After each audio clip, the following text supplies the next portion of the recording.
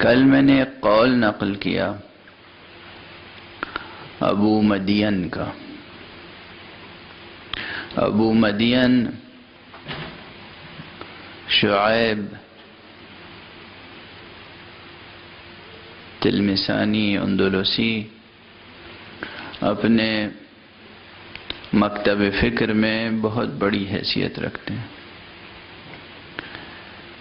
ان کا یہ فقرہ کہ ما رأیت شیئا الا ورأیت الباء مکتوبۃ علیہ، میں نے کوئی چیز نہیں دیکھی مگر یہ کہ ہر چیز پر بے لکھا ہوا دیکھا. بہت فکر انگیز جملہ ہے.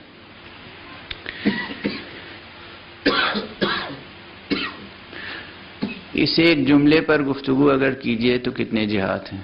ما رأیت شیئا، میں نے کوئی چیز نہیں دیکھی. یہ کہنے والا کون ہے؟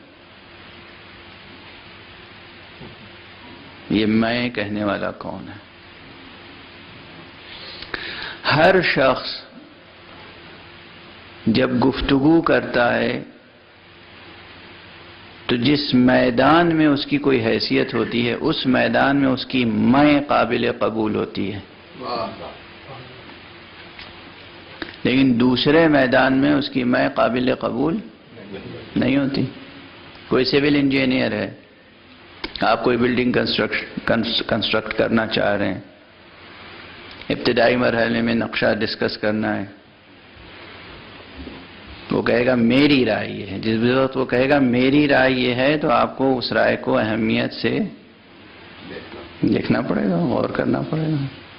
یہی سول انجینئر چلا جائے میدان جنگ میں،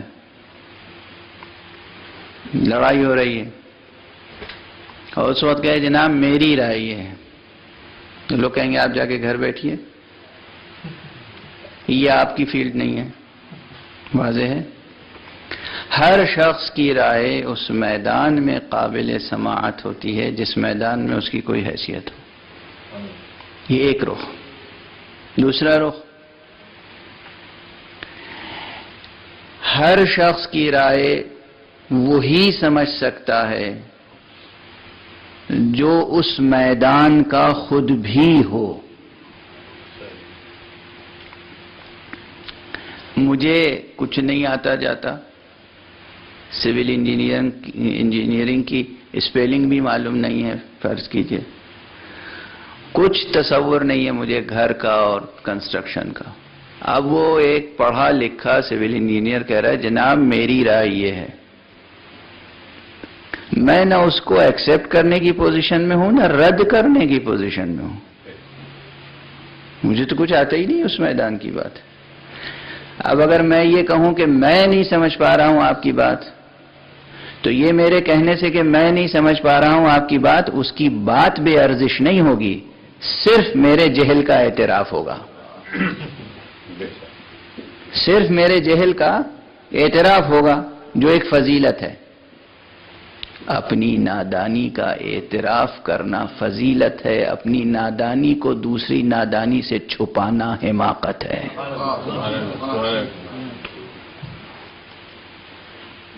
ہم اعتراف کر لیں ہم نہیں سمجھ پائے، ہم اس میدان کے نہیں، تو اس کی رائے کی کوئی تنقیص نہیں ہوگی یہ کہہ دینا کہ ہم نہیں سمجھ پائے. ابھی ایک شخص ہے جس نے ریاض کیا، خوب پڑھا، ڈوبا، ریاضتیں کی، سیر و سلوک کا سفر طے کیا، حکمت پڑھی، فلسفہ پڑھا، قرآن پڑھا، حافظ قرآن ہوا، تمام سرمایہ حدیث کو پڑھا کھنگالا، نہ جانے کتنے اساتذہ کے پاس پہنچا، ان سے کسب فیض کیا، نہ جانے کتنے شاگردوں کی تربیت کی، اور اس کے بعد کہتا ہے کہ میں نے تو کوئی چیز نہیں دیکھی مگر اس کے اوپر بسم اللہ بائے بسم اللہ لکھی ہوئی دیکھی. یہ قول قابل سماعت ہے، یہ قول قابل غور ہے. اس قول کو سوچنا پڑے گا کہ اس کے وجوہ معانی کتنے ہیں.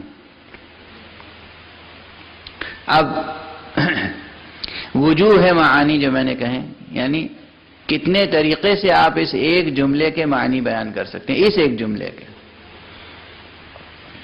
مثلا اس کی بھی مثال دوں، کبھی جملے کا اطلاق حقیقی ہوتا ہے، منطوق جو ہے کلام میں وہی منطوق ہم مراد لیں جو مدلول ہے ظاہر، یعنی لٹرلی ہر چیز پر بے لکھا ہوا ہے، ایک تو یہ مفہوم۔ دوسرا یہ کہ مراد یہ نہیں ہے کہ حرف بے لکھا ہوا ہے، یعنی ایک کشش ہے اور نیچے ایک نقطہ لگا ہوا ہے، اس نے بے لکھا ہوا ہونا خود اس چیز کو ایک استعارہ بنایا ہے، تو ہمیں اس استعارے کے معنی تلاش کرنے ہوں گے کہ کس حقیقت کا استعارہ اس نے بنایا ہے۔ مثال، آپ کا کوئی بہت ہی محنتی سعادت مند بچہ ہے، جوان ہے، خوبصورت و خوب سیرت، خوش فکر، خوش عمل، آپ اس بچے سے خطاب کر کے کہتے ہیں کہ بیٹا تمہاری تو پیشانیوں پہ کامیابی لکھی ہوئی ہے، تو کیا اس کی پیشانی پہ کاف الف میم یہ الف بے یہ لکھا ہوا ہے؟ لفظ کامیابی یہ لکھا ہوا ہے، مگر کامیابی لکھی ہوئی ہے۔ تو یہ جملہ کہ کامیابی لکھی ہوئی ہے یہ استعارہ ہے اس کی صلاحیتوں کو سامنے رکھتے ہوئے اس کی مستقبل کی کامیابی کا، اور یہ طرز گفتگو و طرز اظہار دنیا کی ہر زبان میں رائج ہے، اردو میں بھی ہے، عربی میں ہے، فارسی میں، انگریزی میں، دنیا کی ہر ترقی یافتہ زبان میں، بلکہ غیر ترقی یافتہ زبانوں میں بھی یہ تعبیریں ہوں گی، اس لیے کہ یہ انسانی تعبیریں ہیں۔ میں نے تو ایسی مثال دی ہے جس کی مثال ہر گھر میں تلاش کی جا سکتی ہے۔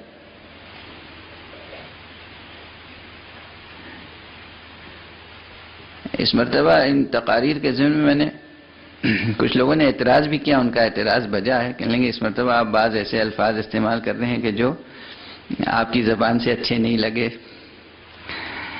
اور عموماً آپ ایسے الفاظ استعمال نہیں کرتے، لیکن کبھی ماحول ایسا ہوتا ہے، وہ غیظ و غضب کہیں نہ کہیں اس کا اظہار ہوتا ہے۔ مثلا میں نے مسلمانوں کے لٹریچر کے لیے کہا تھا کہ اس میں نہ جانے کتنی بکواس بھری ہوئی ہے۔ اب ظاہر لفظ بکواس خود مجھے پسند نہیں ہے تو دوسروں کو کیا پسند آئے گا، لیکن کریں کیا کہ ہے بھری ہوئی، کیا کریں؟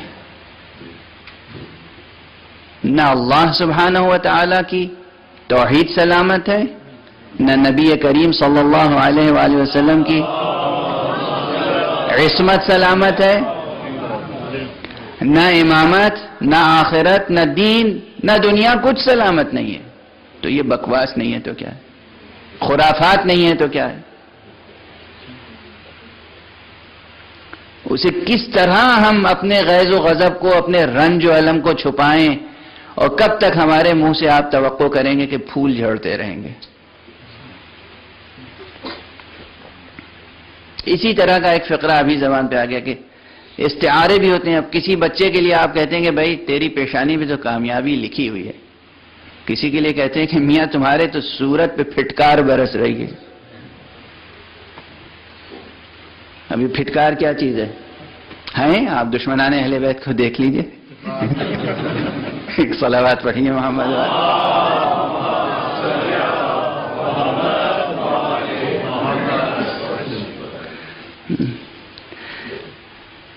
اب یہ زبان کے محاورے ہیں، کہیں تو ان کا استعمال ہوگا۔